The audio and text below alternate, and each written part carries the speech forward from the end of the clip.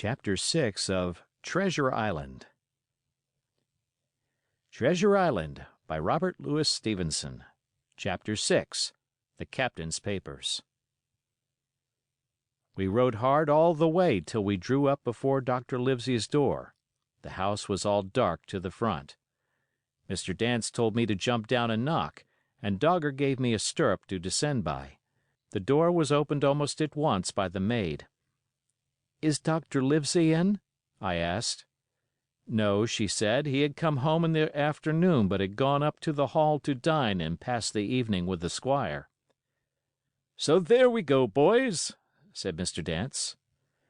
This time, as the distance was short, I did not mount, but ran with Dogger's stirrup leather to the lodge gates and up the long, leafless, moonlit avenue to where the white line of the hall buildings looked on either hand on great old gardens.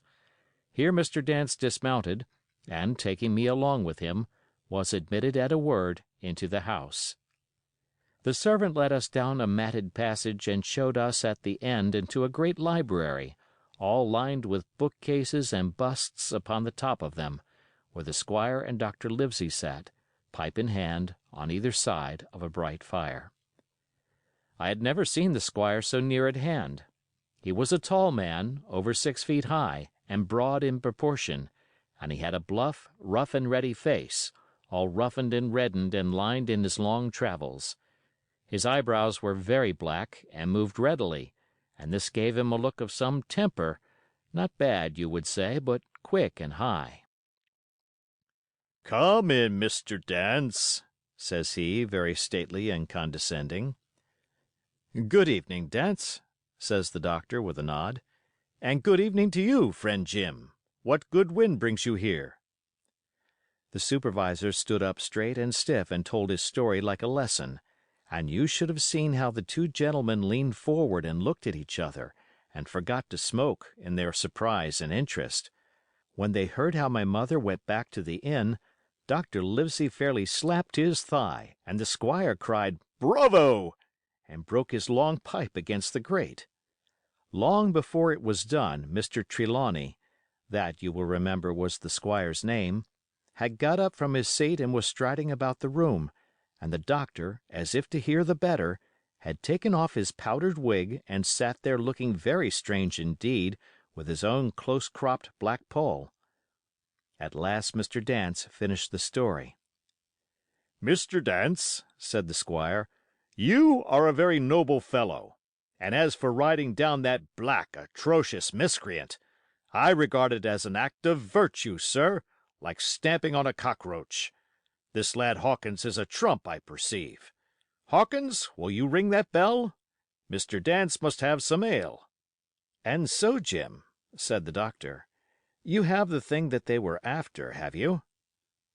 "Here it is, sir," said I, and gave him the oilskin packet. The doctor looked it all over, as if his fingers were itching to open it, but instead of doing that, he put it quietly in the pocket of his coat. "Squire," said he, "when Dance has had his ale he must, of course, be off on his Majesty's service, but I mean to keep Jim Hawkins here to sleep at my house, and with your permission, I propose we should have up the cold pie and let him sup." "As you will, Livesey," said the squire. "Hawkins has earned better than cold pie." So a big pigeon pie was brought in and put on a side table, and I made a hearty supper, for I was as hungry as a hawk, while Mr. Dance was further complimented and at last dismissed. "And now, squire," said the doctor. "And now, Livesey," said the squire in the same breath. "One at a time, one at a time," laughed Dr. Livesey. "You have heard of this Flint, I suppose?" "Heard of him!" cried the squire. "Heard of him, you say? He was the bloodthirstiest buccaneer that sailed. Blackbeard was a child to Flint. The Spaniards were so prodigiously afraid of him that I tell you, sir, I was sometimes proud he was an Englishman. I've seen his topsails with these eyes, off Trinidad, and the cowardly son of a rum puncheon that I sailed with put back, sir, into port of Spain." "Well, I've heard of him myself in England," said the doctor. but the point is, had he money? Money! Cried the squire. Have you heard the story? What were these villains after but money? What do they care for but money? For what would they risk their rascal carcasses but money? That we shall soon know, replied the doctor. But you are so confoundedly hot-headed and exclamatory that I cannot get a word in. What I want to know is this: supposing that I have here in my pocket some clue to where Flint buried his treasure, will that treasure amount to much? Amount, sir! Cried the squire. It will amount to this. If we have the clue you talk about, I fit out a ship in Bristol dock and take you and Hawkins here along, and I'll have that treasure if I search a year. Very well, said the doctor. Now then, if Jim is agreeable, we'll open the packet. And he laid it before him on the table. The bundle was sewn together, and the doctor had to get out his instrument case and cut the stitches with his medical scissors. It contained two things, a book and a sealed paper. First of all, we'll try the book, observed the doctor. The squire and I were both peering over his shoulder as he opened it, for Dr. Livesey had kindly motioned me to come round from the side table, where I had been eating, to enjoy the sport of the search. On the first page there was only some scraps of writing, such as a man with a pen in his hand might make for idleness or practice. One was the same as the tattoo mark, Billy Bones his fancy. Then there was, Mr. W. Bones, mate. No more rum. Off Palm Key he got it. And some other snatches, mostly single words and unintelligible. I could not help wondering who it was that had got it, and what it was that he got. A knife in his back, as like as not. Not much instruction there, said Dr. Livesey as he passed on. The next 10 or 12 pages were filled with a curious species of entries. There was a date at one end of the line and at the other a sum of money, as in common account books, but instead of explanatory writing, only a varying number of crosses between the two. On the 12th of June, 1745, for instance, a sum of £70 had plainly become due to someone, and there was nothing but 6 crosses to explain the cause. In a few cases, to be sure, the name of a place would be added, as off Caracas, or a mere entry of latitude and longitude, as 62 degrees 17 minutes 20 seconds, 19 degrees 2 minutes 40 seconds.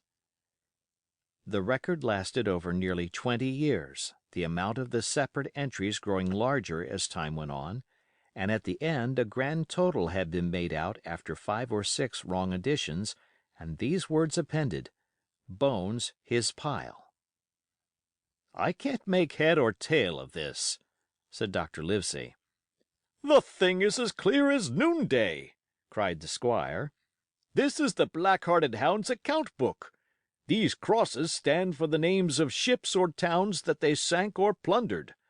The sums are the scoundrel's share, and where he offered an ambiguity, you see he added something clearer. Off Caracas, now.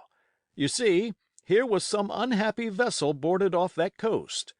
God help the poor souls that manned her. Coral long ago. Right, said the doctor. See what it is to be a traveler. Right, and the amounts increase, you see, as he rose in rank. There was little else in the volume but a few bearings of places noted in the blank leaves toward the end, and a table for reducing French, English, and Spanish moneys to a common value. Thrifty man, cried the doctor. He wasn't the one to be cheated. And now, said the squire, for the other. The paper had been sealed in several places with a thimble by way of seal, the very thimble, perhaps, that I had found in this captain's pocket.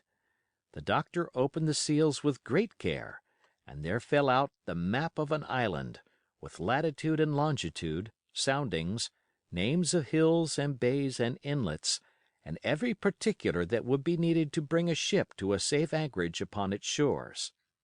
It was about 9 miles long and 5 across, shaped, you might say, like a fat dragon standing up, and had 2 fine, landlocked harbors and a hill in the center part marked the Spyglass.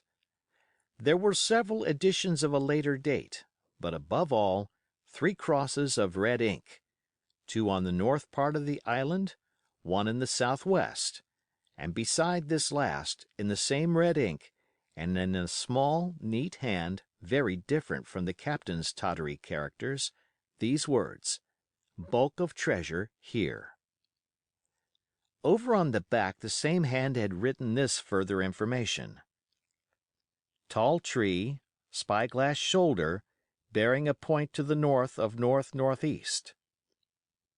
Skeleton Island, east-southeast and by east. 10 feet. The bar silver is in the north cache. You can find it by the trend of the east hummock 10 fathoms south of the black crag with the face on it. The arms are easy found in the sand hill, north point of North Inlet Cape, bearing east and a quarter north. J.F." That was all, but brief as it was, and to me incomprehensible, it filled the squire and Dr. Livesey with delight. "Livesey," said the squire, "you will give up this wretched practice at once. Tomorrow I start for Bristol. In 3 weeks' time, 3 weeks, 2 weeks, 10 days, we'll have the best ship, sir, and the choicest crew in England. Hawkins shall come as cabin boy. You'll make a famous cabin boy, Hawkins. You, Livesey, are ship's doctor. I am admiral. We'll take Redruth, Joyce, and Hunter. We'll have favorable winds, a quick passage, and not the least difficulty in finding the spot, and money to eat, to roll in, to play duck and drake with ever after." "Trelawney," said the doctor, "I'll go with you, and I'll go bail for it, so will Jim, and be a credit to the undertaking. There's only one man I'm afraid of." "And who's that?" cried the squire. "Name the dog, sir." "You," replied the doctor, "for you cannot hold your tongue. We are not the only men who know of this paper. These fellows who attacked the inn tonight, bold, desperate blades for sure, and the rest who stayed aboard that lugger, and more, I dare say, not far off, are, one and all, through thick and thin, bound that they'll get that money. We must none of us go alone till we get to sea. Jim and I shall stick together in the meanwhile. You'll take Joyce and Hunter when you ride to Bristol, and from first to last, not one of us must breathe a word of what we've found." "Livesey," returned the squire, "you were always in the right of it. I'll be as silent as the grave." End of chapter.